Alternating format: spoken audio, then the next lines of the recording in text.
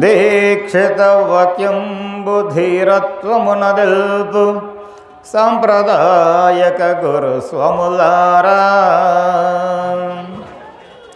వరశిష్య కోటులు వనరతరించటి పూర్ణభావము తెల్పు పూజ్యులారా భ్రాంతిరహితంబైన బయలు సూచన చేసి ఎరుక రహితము చేయు యోగ్యులారా అన్నది విన్నది అది మూలమాయనుచు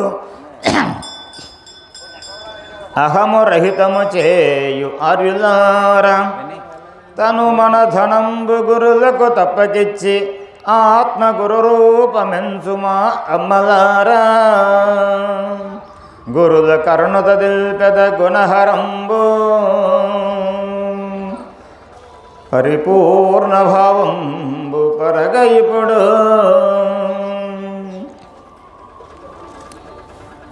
నిత్యానిత్యనుక్తం నిజపూర్ణోపదేశకం శ్రీ నిత్యానంద రాజయోగి రామయార్య గురుం భజే.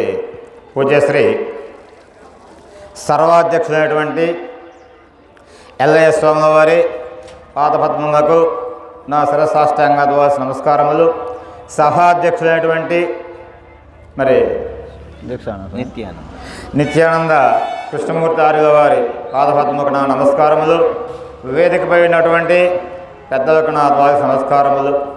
సభాసదులైనటువంటి ఆత్మీయులకు ఆ సద్గురుమూర్తి ఆశీర్వచనములు ఎల్లప్పుడూ ఉండాలని కోరుకుంటున్నాను. మరి ఈరోజు చాలా సుశనము. ఎందుకనగా మన కొత్తపాలెం గ్రామంలో ఎల్లయ్య స్వామి లాంటి ఒక పుణ్యపురుషుడు ఉండటమే ఇక్కడ ముఖ్య విశేషము. అలాంటి పుణ్యపురుషులు ఉన్నందువలన ఈ గ్రామస్తులు ఆయన సహకరించి ప్రతి సంవత్సరము చాతుర్మాస వ్రతదీక్షను అనగా 4 నెలలు ఇక్కడ నిత్యము గురువులను పిలిపిస్తూ వారికి సత్సంగము అనగా వేదాంత విచారణ చెప్పించుతూ 4 నెలలు పూర్తి చేసుకొని చివరి రోజు అయినటువంటి ఈరోజు పూర్ణాహుతి కార్యక్రమం సందర్భమున మనమందరం ఇక్కడ ఉన్నాము. మరి ఈ చాతుర్మాస వ్రతదీక్ష అనేటువంటిది దాదాపు 20 సంవత్సరాల నుంచి ఇక్కడ జరుగుతున్నది. ఏ సంవత్సరం కూడా ఎలాంటి లోటు లేకుండా ఈ గ్రామస్తులు వచ్చినటువంటి గురువులను భక్తాలను ఎంతో ఆదరాభిమానంగా చూస్తూ వారికి సహకరిస్తున్నందుకు ముందుగా ఈ గ్రామస్తులకు మా హృదయపూర్వక నమస్కారం తెలియజేస్తున్నాము. ఇటువంటి గ్రామం ఎక్కడన్నా ఉందంటే మాకు తెలిసినంతలో ప్రప్రథమంగా మాకు గుర్తించేటువంటి గ్రామం మన కొత్తపాలెం గ్రామం మాత్రమే. భక్తాదులను గురువులను ఆదరించి ప్రతి సంవత్సరము చాతుర్మాస వ్రతదీక్షను సంపూర్ణంగా పూర్తి చేస్తూ చివరి రోజున మరి పూర్ణాహుతి కార్యక్రమం అన్నదానం భారీగా జరుపుతున్నటువంటి గ్రామం ఏదైనా ఉందంటే మన కొత్తపాలెం గ్రామం అని చెప్పుకోవచ్చు. వీటన్నిటికీ మూలపురుషుడు మన ఎల్లయ్య స్వాముల వారు. వారికి మరీ నమస్కరిస్తున్నాను. సరే, ఆ విషయాన్ని మనం అటు పక్కన పెడితే ఇక్కడ ఈరోజు ఆర్యులము శిష్య బృందము అందరము కలుసుకొని వారు పెట్టేటువంటి భోజనాలను స్వీకరిస్తూ మరి సత్సంగం అనగా సద్విచారణ, ఆ దైవతత్వం అంటే ఏంటో, ఆ నేనంటే ఏంటో, భక్తి అంటే ఏంటో, మానవుడు ఈ జన్మకు వచ్చేందుకు చేయాల్సిన పని ఏంటో మహాత్ముల ద్వారా తెలుసుకోవడానికి మనకు మంచి సదవకాశం కలిగించారు మహాత్ములు ఎల్లయ్య స్వామి గారు. కాబట్టి ఈ రోజున మనం ఇక్కడ వేదాంత విచారణ, వేదాంతాతీత విచారణ జరుపుకోవడానికి మనం ఉన్నాం కనుక మరి అధ్యక్షుల వారు ప్రథమంగా నాకు అవకాశం ఇచ్చారు. వారికి నమస్కారం తెలుపుతూ సురది జీవునకున సుఖ దుఃఖములు రెండు జన్మముల సంభవించు జన్మ వలననేని సౌఖ్యంబు కనరాదు కాన జీవుడెట్లుగాంచు ముక్తి. శ్రీకృష్ణ రుక్మిణి సంవాదంలో కృష్ణ పరమాత్మను అమ్మవారు అడిగినట్లుగా కృష్ణ పరమాత్మ తెలిపినట్టుగా పోదకం నరసింహప్రభు గురువు గారు శ్రీకృష్ణ రుక్మిణి సంవాదం గ్రంథం రచించారు. అందులో భాగమే నేను మీకు తెలియజేస్తున్నాను. సుహృది జీవునకును సుఖ దుఃఖములు రెండు జన్మజన్మలు సంభవించు. పుట్టిన ప్రతి జీవికి ఈ సుఖము దుఃఖము మంచి చెడు కష్ట సుఖం అనేటువంటివి ప్రతి జన్మలో వస్తూ పోతూనే ఉన్నాయి. అవి అన్నదమ్ములు. సుహృది జీవునకును సుఖ దుఃఖాలు జన్మజన్మలో సంభవిస్తున్నాయి. కానీ ఈ సుఖ దుఃఖం అనేటువంటి ఈ జన్మలో ఉండాల్సిన అవసరం లేదు. ఈ జన్మలు తప్పించుకునేటువంటి మార్గం నాకేదైనా ఉంటే తెలపండి స్వామి అని శ్రీకృష్ణ పరమాత్మను రుక్మిణి అమ్మవారు వేడుకుంటుంది. జన్మ వలననేమి సౌఖ్యంబు గణరాదు. అయితే ఈ జన్మ వచ్చిన దానివల్ల మనకు సుఖం ఉందంటే ఏమీ లేదు. ఎందుకు లేదు? ఈ జన్మలో ఎన్నో కష్టాలు ఎన్నో నష్టాలు మనం బాధ అనుభవించాలి. తిరిగి మళ్ళా జన్మ రాని మార్గం చెప్పమంటున్నారు. అయితే మళ్ళా జన్మ వస్తే బాధ ఏంటి అంటే మానవుడికి నరకలోకమైనటువంటిది ఎక్కడో లేదు.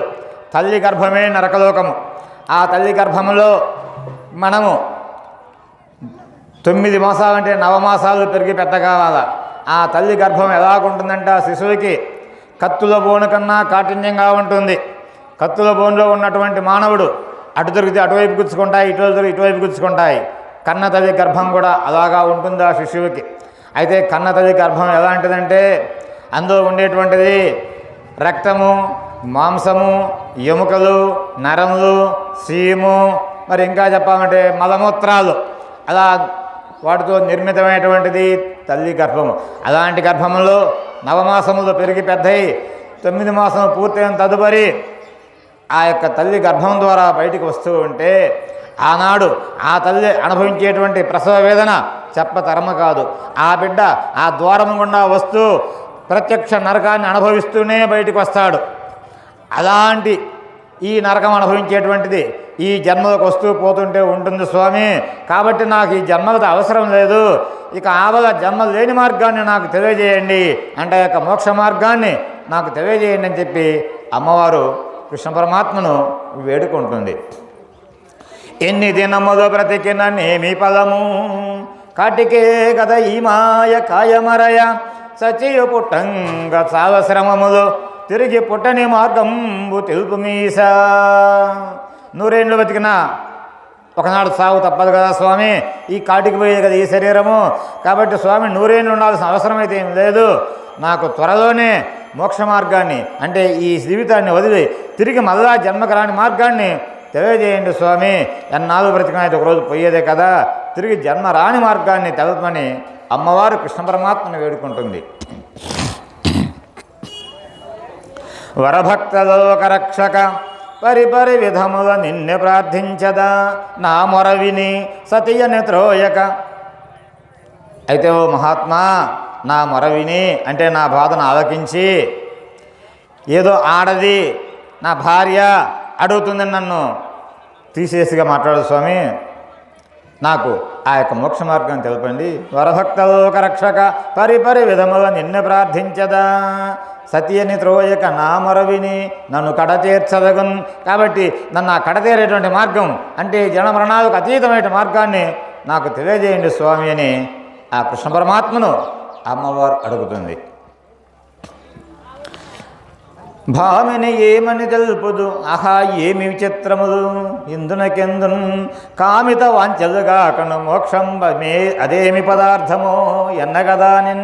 ఓరుకుని ఈ ప్రపంచంలో ఎవరైనా కామిత వాంఛలు అనగా నాకు కుమారులు కావాలి, కూతురు కావాలి, ధనధాన్యాలు కావాలి, భూములు కావాలి, భోగభాగ్యాలు కావాలని కోరుకుంటారు. కానీ నీవు ఇదేంటో మరి ఇవన్నీ వదిలేసి అదేదో మోక్షం ఉన్నది ఆ మోక్షం చెప్పమంటున్నావు, ఇంతకంటే మోక్షం ఏమన్నా ఎక్కువ ఉంటుందా?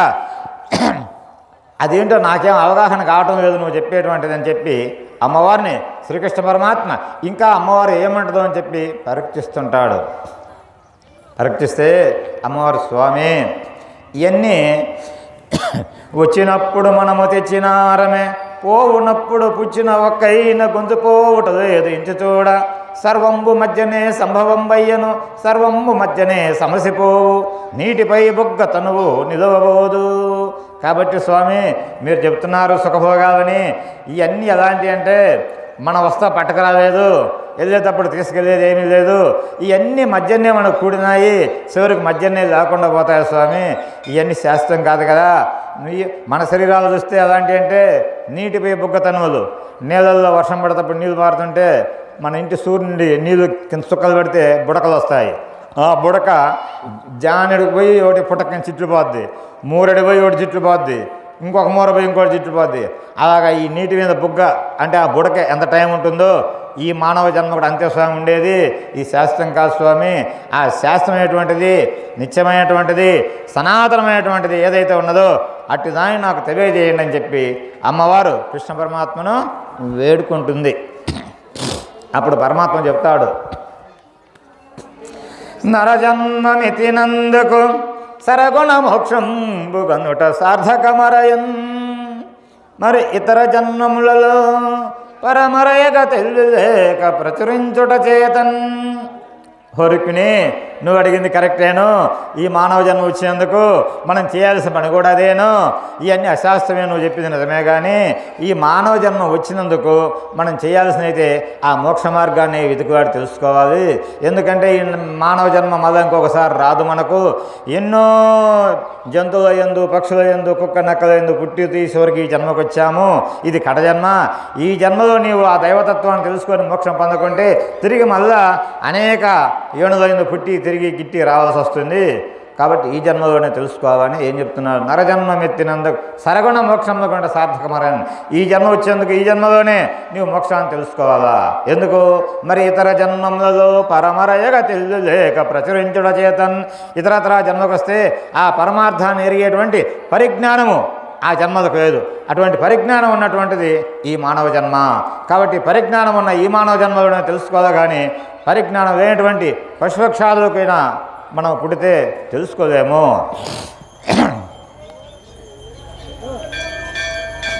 అయితే ఇక్కడ పరిజ్ఞానము, జ్ఞానము. జ్ఞానం అనగా ఏంటి, పరిజ్ఞానం అనగా ఏంటి అని విచారిస్తే, జ్ఞానం అనగా మరి పక్షులు ఉన్నాయి, జంతువులు ఉన్నాయి, మానవులు ఉన్నాము. వాటికి మనకు జ్ఞానం సమానంగానే ఉంటుంది. ఎలాగంటే మనమైతే ఎలాగా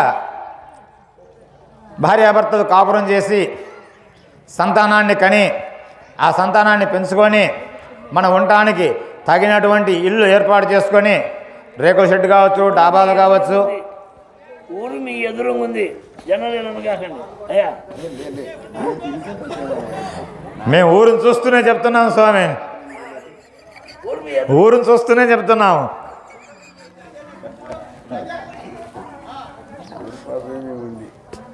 కాబట్టి ఆ పరిజ్ఞానం అనేటువంటిది మానవుడికే ఉంది, పశుపక్షాలకు లేదు.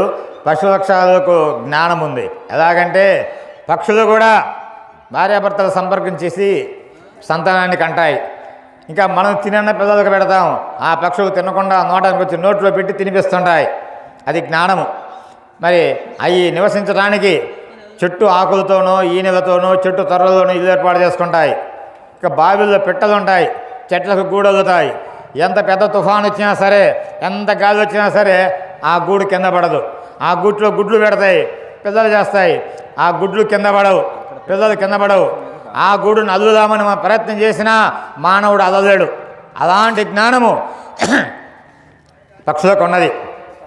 కాబట్టి ఆ జ్ఞానము సంతానాన్ని కంఠంలో, నివాసం ఇంటిని ఏర్పరచుకోవడంలో, బిడ్డలు పెంచడంలో మనకున్నటువంటి జ్ఞానము ఆ పక్షులకు ఉంది.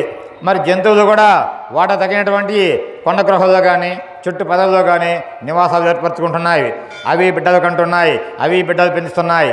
అయితే మనం కూడా భార్యాభర్త సంపర్కంతో సంతానాన్ని కనటము, ఉండటానికి డాబాలు కట్టుకోవటము, తినటానికి ఆహారం సంపాదించుకోవటము చేస్తున్నాము. ఇంతవరకు మానవుడికి, పశుపక్షాలకి, జంతువులకి ఏ తేడా లేదు. ఇది జ్ఞానము అంటాము. అయితే పరిజ్ఞానం అంటే ఏంటి, మానవుడికి అధికంగా ఉందంటే నేను ఎవరిని, దేవుడు అంటే ఎవరు, మోక్షం అంటే ఏమిటి, నేను ఎక్కడి నుంచి వచ్చాను, తిరిగి ఎక్కడికి వెళ్తాను అనేటువంటి ఈ 5 ప్రశ్నలు ఉన్నాయి. ఈ 5 ప్రశ్నలకు సద్గురువు దగ్గర చేరి వారికి తనుమన ధనము అర్పించి వారికి శరణాగతిని పొంది ఈ 5 ప్రశ్నల సమాధానం తెలుసుకుంటే వాడికి తిరిగి పుట్టడు. అయితే ప్రశ్నలు 5 కావచ్చు, ఈ 5 ప్రశ్నలకు వాడి జీవితం సరిపోతుంది. నేనెవరిని, దేవుడెవరు, మోక్షం అంటే ఏంటి, నేను ఎక్కడి నుంచి వచ్చాను, తిరిగి ఎక్కడికి వెళ్తాను, ఈ 5 ప్రశ్నలు మానవుడు తెలుసుకుంటే తిరిగి వాడు జన్మకు రాడక. దీనినే మరి మేము శ్రీ శివరామ దీక్షిత అచల సాంప్రదాయ పరంపరలో గురువులం కనుక దీన్ని అచల సాంప్రదాయం ఏం చెప్తారంటే, గురువర పరిపూర్ణంబన ఎరుకన నివిరెండెట్టివి ఎరుకోద్భవమెందు ఎరుకదను చోటు ఎయ్యది ఎరుకను నేనెట్లు విడచే నెరిగించు మనెనో అట్లనే గురుడు ఎరిగింతుననెను శరణాధులని 2 కరములాగుని తన శిరమున ధరించి శరణాని యాశిష్యు ఎరిగించుమనెను అట్లనే గురుడు ఎరిగింతుననెను.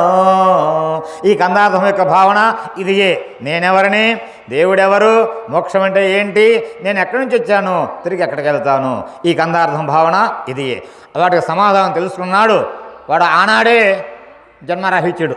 ఎప్పుడో కాదు, శరీరం వదిలిన తర్వాత కాదు, గురుకరుణ కలిగి ఎప్పుడైతే ఈ 5 సమాధానం తెలుసుకుంటాడో అప్పుడే వాడు మోక్షస్థితి పొందినవాడు, వాడే జన్మరాహిత్యుడు.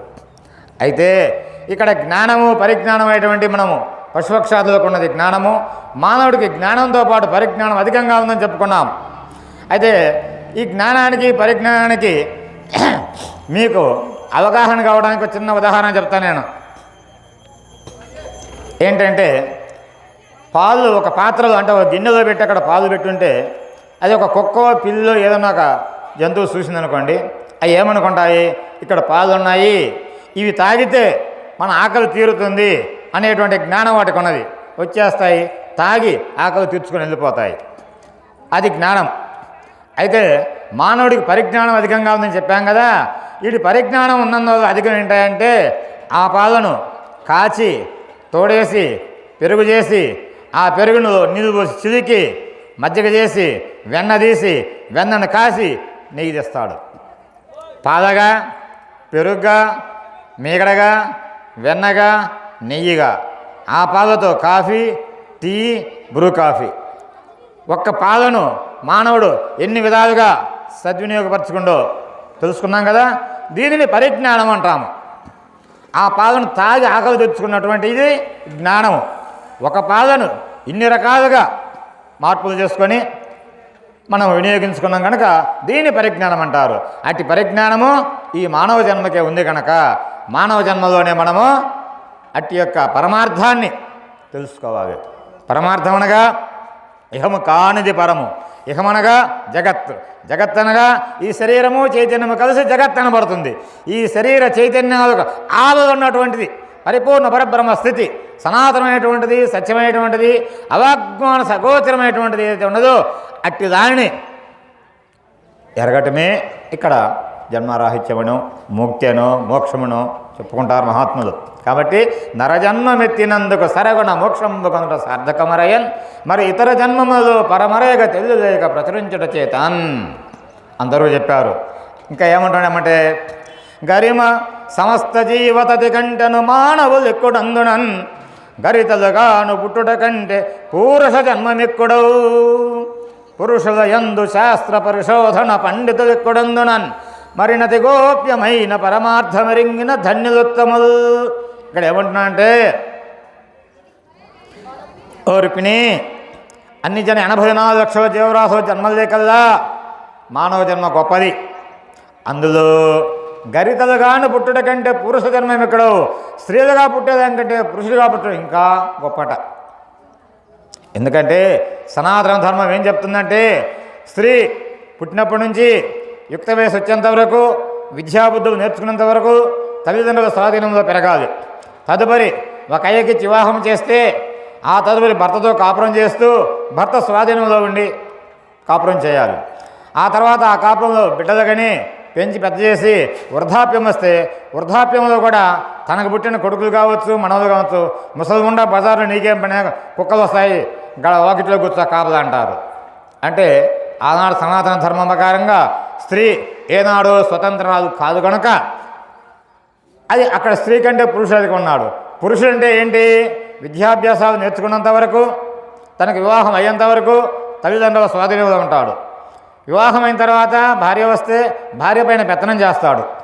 తను భార్యతో కాపురం చేసి సంతానాన్ని కన్న తర్వాత కొడుకుల మీద పెత్తనం చేస్తాడు. సరే, బాగానే ఉంటుంది. వృద్ధాప్యం వచ్చి మంచంలో పడినప్పటికి కూడా మంచంలో కూర్చొని ఎరా ఆ శ్రేణికి ఎవడిపోయిండు, ఈ శ్రేణికి ఎవడిపోయిండు, ఆ శ్రేణి ఏ బయరాస్తారు, ఆడ కొట్టు తీసిరా తేలేదా అని మంచంలో ఉండి కూడా కేకలేస్తుంటాడు పురుషుడు. కాబట్టి పురుషుడు స్త్రీ కంటే అధికము, స్వతంత్రత ఉంది కనుక అని చెప్పారు. కానీ ఈ ధర్మం అమ్మ సనాతనమైనటువంటి ధర్మం. మాతృమూత్రులు ఎవరేమనుకోవద్దు. ఈనాడు ధర్మం రివర్స్ అయిపోయింది. 100కి 95 మంది ఇళ్లలో ఈనాడు ఆడవారి పెత్తనాలే ఉన్నాయి, మగవారి పెత్తనాలు ఏం పనిచేయటం లేదు. అందుట్లో మేమున్నాము, మగ ఎవరో కాదు. కాబట్టి ఈనాడు స్త్రీ ఆధిక్యమే ఎక్కువ ఉంది కనుక ఈనాడు పురుషుడిగా పుట్టేదాకంటే స్త్రీగా పుట్టడమే శ్రేష్టమని సభాముఖంగా మీకు నేను తెలియజేస్తున్నాను. కాబట్టి ఇక్కడ పురుషులను పోదకమ్మ నరసింహశెట్టి ప్రభు గారు 5 రకాలుగా కేటాయించారు. పురుషుడు అని పుట్టగానే పురుషుడు కాదనైనా ఇందులో 5 రకాల పురుషులు ఉన్నారన్నారు. స్వామి, పురుషులు 5 రకాలు ఏంటని మీరు అనుకోవచ్చు. ఇక్కడ ఏం చెప్తారంటే అధవుడు, పురుషుడు, పురుషోత్తముడు, పరమపురుషుడు. అయితే అధవుడు ఎవరనగా అడుక్కొని తింటానే కూడా చేతగాక సోమర్తనమై తన భార్య అడక్కొచ్చి పెడితే తిని బ్రతికేవాడు, వీడు అధవుడు. అయితే ఏమంటారంటే మోటుగా ఆడది సంపాదించుకొచ్చి పెడితేనో అడక్కొచ్చి పెడితేనో తిని బతికేవారా అంటారు అధవుడు. అయితే అధవుడు అంటే ఎవరంటే వాడు స్వశక్తిగా పోయి పని చేయడానికి సోమర్తనమై పని చేయడం చేతగాక సొంతగా బొచ్చబెట్టుకుని అడుక్కొని తినేవాడు, వీడు అధవుడు. వాడికంటే కాస్త మేలు, ఆమె అడకొచ్చి పెట్టకుండా వాడు అడుక్కొని తింటాడు సొంతగా, వీడు అధవుడు. ఇక పురుషునిగా ఎవరనగా తను కష్టపడి పనిచేసి 10 రూపాయలు సంపాదించుకొచ్చి భార్యా బిడ్డలను పోషించుకుంటూ తన కష్టంతో తాను పోషించబడేవాడు పురుషుడు. ఇక పురుషోత్తముడు ఎవరనగా తను కష్టపడి భార్య బిడ్డలను పోషించుకుంటూ ఒకరిపై ఆధారపడకుండా తను జీవించుతూ, మరి మహాత్ములు పెద్దలు రామాయణమని, భారతమని, భగవద్గీత అని, భాగవతమని మరి గ్రంథాలు రాసిపెట్టున్నారు. వాటిని చూడాలని రోజు 1 గంట అరగంట సమయాన్ని కేటాయించుకొని వాటిని పరిశీలించి అందులో ఉన్నటువంటి ధర్మమర్మాలు తెలుసుకునేటువంటి వారు పురుషోత్తములు. ఇక పరమపురుషులు ఎవరనగా ఆ విధంగా భార్య బిడ్డను పోషించుకుంటూ నిత్యం సద్గ్రంథ పఠనం చేస్తూ చదువుతూ ఆ గ్రంథాల సారాంశం తెలుసుకుంటూ, ఓహో ఇక్కడ ఈ గ్రంథాలలో ఎంతకాలం చదివినా ఇందులో మర్మం తెలియబడదు, సద్గురుమూర్తిని చేరితే వారికి తనుబంధనాలు అర్పిస్తే ఆ దైవతత్వం మనకు తెలియబడుతున్నట, ఆ మోక్షానికి మార్గం మనకు తెలియబడుతున్నట అని అందులో చదువుకొని తెలుసుకొని వారు మరి మన యదయ స్వామి లాంటి గురువు దగ్గరికి చేరి, స్వామి నేను ఇలా చదివాను, ఏ గ్రంథం చదివినా గురుమూర్తి చెంతకు చేరాలని చెప్తున్నారు కనుక నేను మీ దగ్గరకు వచ్చాను, అందులో ఉన్నటువంటి మర్మధర్మాలు నాకు చెప్పండి అని తెలుసు అని కోరుకొని వారికి సాష్టాంగాది నమస్కారం చేస్తూ వారికి శరణాగతిని పొంది వారి సేవ చేస్తే ఆ గ్రంథంలో ఉన్నటువంటి సారాంశాన్ని మన ఈ శరీరం అనే గ్రంథంలో ఉన్నటువంటి పరమాత్మను తెలియజేసి ఆ పరమాత్మకు అతీతమైనటువంటి పరిపూర్ణ పరబ్రహ్మ స్థితిని కూడా వారు తెలియజేసి ఈ జనన మరణాలు కానటువంటి స్థితిని నీకు తెలియజేస్తారు. అప్పుడే ఈ మానవ జన్మ తరుస్తుందని మహాత్ములు చెప్పారు. అయితే అటువంటి ఆ సంకల్పం మనకి ఎప్పుడు కలగాలా, మనం ఎప్పుడు గురువు దగ్గరికి పోయి చేయాలంటే సరే ఇక్కడ ఏం చెప్పాము, స్త్రీ కంటే పురుషులు అధికం చెప్పారు. అయితే ఎమ్మట ఏమంటున్నారు, పరమ గురుని కరుణన్ వరసిన సతులైన పురుషులైన షండ పురుషులైన మాచకమ్మలైన మందులు చండాలురైన ముక్తిగంధురే అంధులైనన్ ఆ యొక్క పరమగురువుని దగ్గర చేరి వారి కరుణకు పాత్రులై ఆ యొక్క పరమ రహస్యాన్ని మనం తెలుసుకుంటే అక్కడ స్త్రీ అయినా పురుషైనా సరే, స్త్రీలలో నపుంసకుడు ఆమెను ఏమంటారంటే మాచికమ్మ అంటారు, పురుషుల్లో నపుంసకుడు కొజ్జ అంటారు. వారైనా సరే, గుడ్డివాడైనా సరే, కుంటివాడైనా సరే, ప్రకృతి ధర్మంగా కడజాతి వారైనా సరే, ఎట్టివారైనా సరే ఆ యొక్క పరమార్థాన్ని సద్గురుముక్తిగా విచారించి ఎవరైతే తెలుసుకుంటారో ఆ యొక్క పరమగురుని కరుణకు ఎవరు పాత్రలు అవుతారో వారే అధికులు. ఇక్కడ స్త్రీ పురుష విచక్షణ లేదు, ఆ పరమార్థ మార్గాన్ని తెలుసుకున్నటువంటి వారే అధికులని మహాత్మా తెలియజేస్తున్నారు. అయితే ఆ పరమగురుని సేవ ఎప్పుడు చేయాలి మనము? తనువు పటుత్వమున్ వదలి తాతయునైవతగాక మున్నుగా ఘన కపవాత పైత్యములు గప్పి మతి భ్రమరాకమున్నుగా పనిబడి కలకింకరులు పైబడి కొనిపోకమున్నుగా కనదగునా పరాత్వరుని కాయము బాయకయున్నయంతలో. ఈ శరీరము పటుత్వంగా ఉన్నప్పుడే, ఈ చెవులు వినపడుతున్నప్పుడే, కళ్ళు కనపడుతున్నప్పుడే, నడవటానికి ఒంట్లో శక్తి ఉన్నప్పుడే గురువు దగ్గర చేరితే వారు ఏదన్నా 4 మాటలు చెబితే వినగలుగుతాము. వారు ఒక మంత్రాన్ని చెప్పి ఒక అరగంట గంట కూర్చొని ఆయన ఏదో అభ్యాసం చేయమంటే కూర్చోగలుగుతాము. నడవటానికి మోకాళ్ళ నొప్పులు వచ్చి, చూడటానికి కళ్ళు మసకలు వచ్చి, వినటానికి చెవుడు వచ్చి, ఒంట్లో శక్తి తగ్గిపోయి ఎక్కడికైనా వెళ్దామంటే 10 రూపాయలు తోలు లేనటువంటి టైంలో నేను చివరి దశకు వచ్చినాను, ఈరోజు గురువు దగ్గరికి వెళ్ళి తెలుసుకుందామంటే ఆ కోరిక తీరేది కాదు, అయ్యేది కాదు. కాబట్టి ఈ శరీరం పటుత్వంగా ఉన్నప్పుడే, తాను స్వతంత్రంగా ఉన్నప్పుడే, ఆరోగ్యంగా ఉన్నప్పుడే గురువు దగ్గరికి చేరి అలా సేవ చేసి తెలుసుకోవాలి. అయితే అట్లా ఎంతమంది చేసి తెలుసుకుంటున్నారు? గురువు కాడికి పోవటంలా. ఎందుకు పోవటం లేదు? సతుల సుతుల హితుల సంపద చుట్టాల నమ్మి, సతుల సుతుల హితుల సంపద చుట్టాల నమ్మి తన్ను తాను నరయలేక భ్రాంతి నొందువాని బ్రతుకెల్లను పిసినికాయలోని పురుగు గతిదలంప. వాళ్ళెవరో పనికి మానవులంతా ఎల్లయ్య స్వామి గారి కాడికి వచ్చి ఉంటున్నారు. నాకేం కర్మ, వాళ్ళ కాడి వాళ్ళు పని ఏంది? వాళ్ళు కాదు నేను పట్టుకోవాలా? నాకు సడ్డకుడు ఎమ్మెల్యే ఉన్నాడు, నా అయ్యం కూడా ఒక ఎంపీ ఉన్నాడు, నాకు భార్య ఉంది, పిల్లలు ఉన్నారు, ధనసాని మస్తుగా నాకేం తిరిగాయి, నేను వాళ్ళు కాళ్ళు పట్టుకుంటాను నాకు అనేటువంటి యొక్క అహంకార మమకారాలతోటి ఉండేటి వారికి చెప్పినటువంటిది ఈ విషయము. వారి బతికి ఎట్లుంటుందంటే పిసినికాయలోని గతిదంప. పిసినికాయ అంటే మేడిపండు, మేడికాయ. మేడిపండు అంటే అందరూ తెలుసు. మేడిపండు చూడ మేలిమయ్యుండు, పొట్ట విచ్చి చూడ పురుగులుండు, పిరికివాని మదిని పింక మీలాగుర విశ్వదాభిరామ వినురవేమ. చిన్నప్పుడు నేర్చుకునేమో పద్యం. అయితే ఈ మేడిపండు అంటే ఏంటంటే ఇక్కడ ఆ మేడిపండుకు సన్న బెజ్జాలు ఉంటాయి, అందులో సన్న ఎర్రజీమల్లాగా పురుగులు ఉంటాయి, రెక్కలు ఉంటాయి వాటికి. అవి రావాలంటే బయటికి రావచ్చు, మేడిపండు కంటే మాధుర్యాన్ని బయట తినవచ్చు. కానీ ఆ మేడిపండు ఉన్నటువంటి ఆ సూక్ష్మజీవులు మనం బయటికి పోయి తినేది మాత్రం ఇంతకన్నా ఏముంటుందిలే అని ఆ మేడిపండు పండు పండినప్పుడు బాగా తీయగా ఉంటుంది అని ఆ మేడిపండులో పుట్టినటువంటి ఆ క్రిములు ఆ మేడిపండు రుచిని తిని అందులోనే ఉండి అందులోనే మగ్గి అందులోనే వస్తున్నాయి. ఈ మానవుడు కూడా ఈ యొక్క భ్రాంతిలో ఉన్నటువంటి ఈ ప్రపంచంలో భార్య, పిల్లలు, ఇల్లు, వాకి, ధనము, కనకం ఇవన్నీ చూసుకుంటూ మురిసిపడుతూ నాకు ఆడు చుట్టం ఈడు చుట్టం అని ఇవన్నీ వాటేసుకొని ఈ మమకారాలతోటి ఉండి గురువుని దగ్గరికి చేరలేక, గురుమంత్రం తెలుసుకోలేక, ఆ గురు రహస్యాన్ని గుర్తెరగలేక వాడు పునరపి జననం పునరపి మరణం, పుట్టడం చావటం పుట్టడం చావటం ఇదే ప్రయాణం చేస్తూ ఉన్నాడు. కానీ మరి వాడు తరించే ప్రయాణము చెయ్యటం లేదు.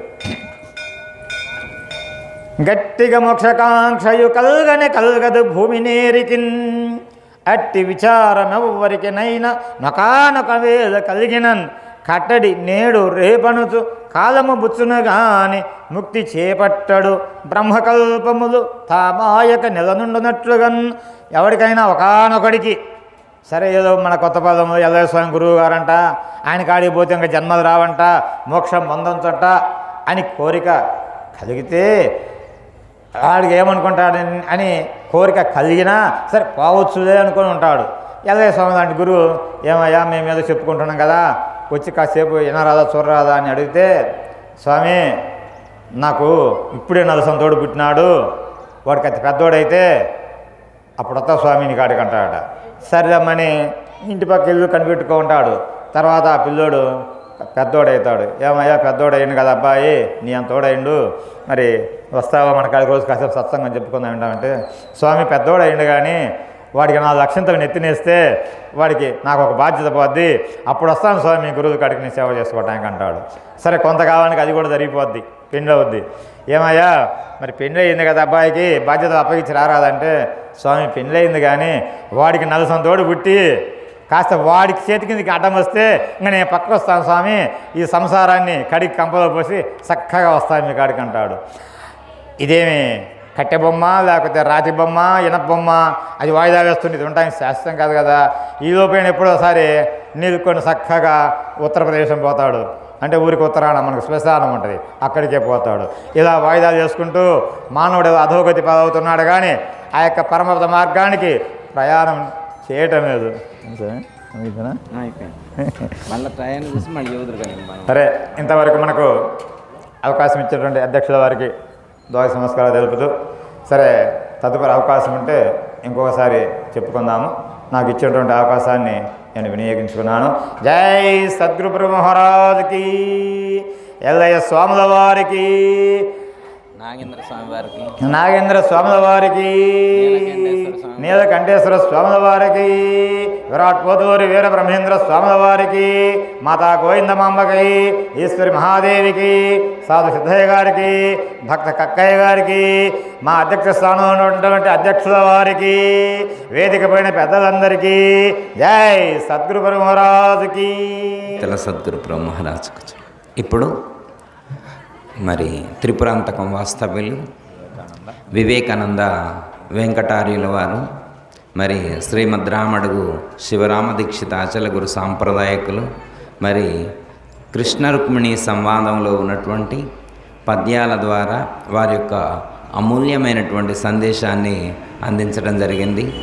అంటే రుక్మిణీదేవి అడిగినటువంటి ప్రశ్న, అంటే లోకంలో చాలామందికి అనేకమైనటువంటి సంశయాలు, సందేహాలు, ప్రశ్నలు ఉంటాయి. కానీ ఇక్కడ అమ్మవారు స్వామిని మోక్షాన్ని గురించి ప్రశ్నించింది. ఎందుకంటే చాలామంది ధనం కోసమో, పొలం కోసమో, ఇట్లా అనేకమైనటువంటి లౌకికమైనటువంటి విషయాల గురించి చర్చిస్తారు తప్ప మోక్షాన్ని గురించి చర్చించేటువంటి వాళ్ళు చాలా అరుదుగా ఉంటారు. అమ్మవారు 5 ప్రశ్నలు వేశారు అని సూచించారు.